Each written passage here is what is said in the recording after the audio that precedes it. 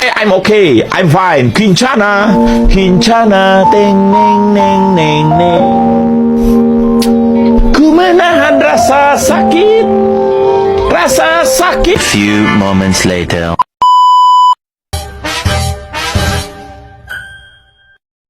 Bismillahirrahmanirrahim. Assalamualaikum warahmatullahi wabarakatuh. Alhamdulillahirabbil alamin. Assalatu wassalamu ala asrofil anbiya'il mursalin syadina maulana Muhammadin wa ala alihi washabihi ajmain, amma ba'd. Pertama-tama marilah kita memanjatkan puja dan syukur kita atas kehadirat Allah Subhanahu wa taala yang telah memberikan kita begitu banyak kenikmatan, yakni nikmat kekuatan, kesempatan serta umur yang panjang, sehingga kita dapat berkumpul di tempat yang insya Allah mubarakah ini. Salawat serta salam tak lupa kita curahkan kepada baginda Nabi Allah Muhammad Sallallahu Alaihi Wasallam. Baik, langsung saja saya akan memaparkan tugas presentasi, yakni yang berjudul Islam di Spanyol dan Pengaruhnya Terhadap Ranah Sains. Baik, langsung saja kita masuk ke nama kelompok. Saya sendiri dengan Rizky Rahayati. Selanjutnya kita masuk ke materi, yakni latar belakang Islam pertama kali masuk Spanyol pada abad ke-8 dan mencapai puncak kejayaan pada abad ke-10 Masehi. Peradaban Islam di Spanyol mengalami kemajuan dalam bidang ilmu, pengetahuan, filsafat, dan kesenian hingga abad ke-13 Masehi, namun kemudian mengalami kemunduran akibat konflik dengan Kristen dengan keluarga kelemahan politik. Hingga pada akhirnya Spanyol direbut oleh Ferdinand dan Isabella pada tahun 1492 Masehi. Selanjutnya kita masuk ke poin pertama, yakni masuknya Islam di Spanyol. Islam pertama kali masuk di Spanyol pada tahun 711 Masehi melalui jalur Afrika Utara. Spanyol sebelum kedatangan Islam dikenal dengan nama Iberial atau Asbania, kemudian disebut dengan Andalusia. Ketika negara subur ini dikuasai bangsa Vandal, dari perkataan Vandal inilah orang Arab menyebutnya Andalusia. Selanjutnya kita masuk ke poin kedua, yaitu perkembangan Islam di Spanyol. Sebelumnya saya akan menjelaskan satu persatu dari periode pertama sampai periode ke-6, yaitu periode pertama 711 sampai 755 Masehi. Pada periode ini, Spanyol berada di bagian pemerintahan para wali yang diangkat oleh Khalifah Bani Umayyah yang terpusat di Damaskus. Pada periode ini, stabilitas politik negara Spanyol belum tercapai secara sempurna. Gangguan-gangguan masih terjadi baik dari dalam maupun luar. Gangguan dari dalam antara lain berupa perselisihan di antara elisi penguasa, terutama akibat perbedaan etnis dan golongan.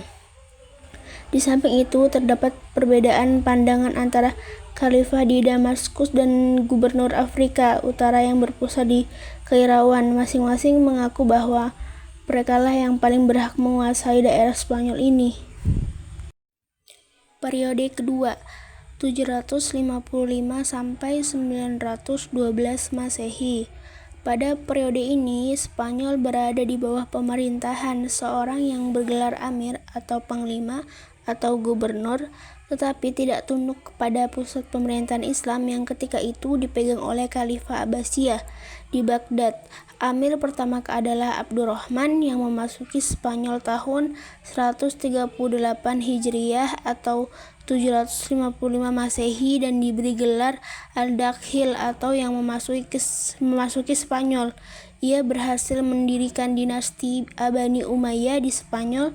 Penguasa-penguasa Spanyol pada periode ini adalah Abdul Al-Rahman Al-Dakhil, Hisham, Hakam Al-Abdurrahman, Al-Aus, Muhammad ibnu Abdullah Ar-Rahman, Munzir ibnu Muhammad, dan Abdullah ibnu Muhammad. Periode ketiga 912 sampai 1013 Masehi. Pada periode ini, umat Islam Spanyol mencapai puncak kemajuan dan kejayaan menyaingi kejayaan Daulat Abbasiyah di Baghdad. Abdul Ar-Rahman Al-Nasir mendirikan Universitas Cordova. Akhirnya pada tahun 1013 Masehi, Dewan Menteri yang memerintah Cordova menghapus jabatan khalifah. Ketika itu Spanyol sudah terpecah dalam banyak sekali negara kecil yang berpusat di kota-kota tertentu. Periode keempat 1013 sampai 1086 Masehi. Pada periode ini Spanyol terpecah menjadi lebih dari 30 negara kecil di bawah pemerintahan raja-raja golongan atau al-muluku sampai Tawaif yang berpusat di suatu kota seperti Sevilla, Cordova, Toledo dan sebagainya. Yang terbesar di antaranya adalah Abadia di Sevilla. Pada periode ini umat Islam memasuki masa pertikaian intens. Ironisnya, kalau terjadi perang saudaranya, ada di antara pihak-pihak yang bertikai itu yang meminta bantuan kepada raja-raja Kristen. Melihat kelemahan dan kekacauan yang menimpa keadaan politik Islam itu, untuk pertama kalinya orang-orang Kristen pada periode ini mulai mengambil inisiatif penyerangan. Periode kelima 1086 sampai 1248 Masehi. Pada periode ini Spanyol Islam meskipun masih terpecah dalam beberapa negara, tetapi terdapat satu kekuatan yang dominan, yaitu kekuasaan dinasti Murtabidhun atau 1086 sampai 1143 Masehi dan dinasti Muwahhidun atau 1146 sampai 1235 Masehi. Dinasti Murtabidhun pada mulanya adalah sebuah gerakan agama yang didirikan oleh Yusuf ibnu Tasfin dan di Afrika Utara. Pada tahun 1062 Masehi berhasil mendirikan sebuah kerajaan yang berpusat di Marrakesia. Pada masa dinasti Murtabidhun, Saragossa jatuh ke tangan Kristen tepatnya tahun 1118 Masehi. Periode ke-6 1248 sampai 1492 Masehi. Peradaban kembali mengalami kemajuan seperti zaman Abdurrahman An-Nasri. Periode ke-6 1248 sampai 1492 Masehi. Peradaban kembali mengalami kemajuan seperti di zaman Abdurrahman An-Nasir. Kekuasaan Islam yang merupakan pertahanan terakhir di Spanyol ini berakhir karena perselisihan orang-orang istana dalam perebutan kekuasaan. Abu Abdullah Muhammad merasa tidak senang kepada ayahnya karena menunjuk anak yang selain sebagai penggantinya menjadi raja. Dia memberontak dan berusaha merampas kekuasaannya. Dalam pemberontakan itu, ayahnya terbunuh dan digantikan oleh Muhammad ibnu Sa'ad. Abdullah kemudian meminta bantuan kepada Fardanes dan Isabella untuk menjatuhkannya.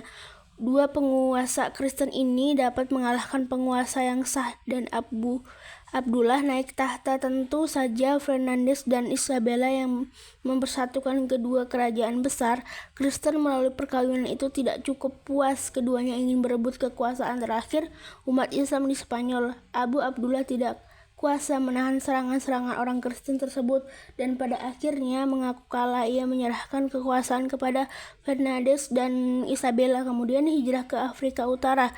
Dengan demikian berakhirlah kekuasaan Islam di Spanyol tahun 1492 Masehi. Umat Islam telah dihadapkan itu kepada dua pilihan, masuk Kristen atau pergi meninggalkan Spanyol. Kemajuan peradaban: yang pertama, kemajuan intelektual; kedua, kemegahan pembangunan fisik; tiga, faktor-faktor pendukung; empat, filsafat; lima, sains; enam, musik dan kesenian; tujuh, bahasa dan sastra. Penyebab kemunduran dan kehancuran: yang pertama, konflik Islam dengan Kristen; kedua, tidak adanya ideologi pemersatuan; tiga, kesulitan ekonomi; empat, tidak jelas sistem peralihan kekuasaan; kelima, keterpencilan. Namun ada faktor lain yang menyebabkan kemunduran kebudayaan Islam, yaitu kelemahan bidang politik, munculnya orang-orang Moghul, munculnya unsur Turki, ditemukannya Menciu. Pengaruh peradaban Spanyol Islam di Eropa. Spanyol merupakan tempat yang paling utama di bagian Eropa, menyerap peradaban Islam baik dalam bentuk hubungan politik, sosial, maupun perekonomian. Dan peradaban antar negara, orang-orang Eropa menyaksikan kenyataan bahwa Spanyol berada di bawah kekuasaan Islam, jauh meninggalkan negara-negara tetangga Eropa, terutama dalam bidang pemikiran dan sains di samping bangunan fisik. Berawal dari gerakan Alsacian inilah di Eropa kemudian lahir reformasi pada abad ke-16 Masehi dan rasionalisme pada abad ke-17 Masehi. Pengaruh ilmu pengetahuan Islam atas Eropa yang sudah berlangsung sejak pada abad ke-12 Masehi itu menimbulkan gerakan kebangkitan kembali atau Renaissance, pusat Yunani di Eropa pada abad ke-14.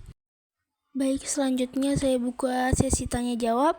Siapa tahu ada yang kurang jelas atau ingin menambahkan, kami persilahkan. Mungkin sampai sini saja diskusinya kita.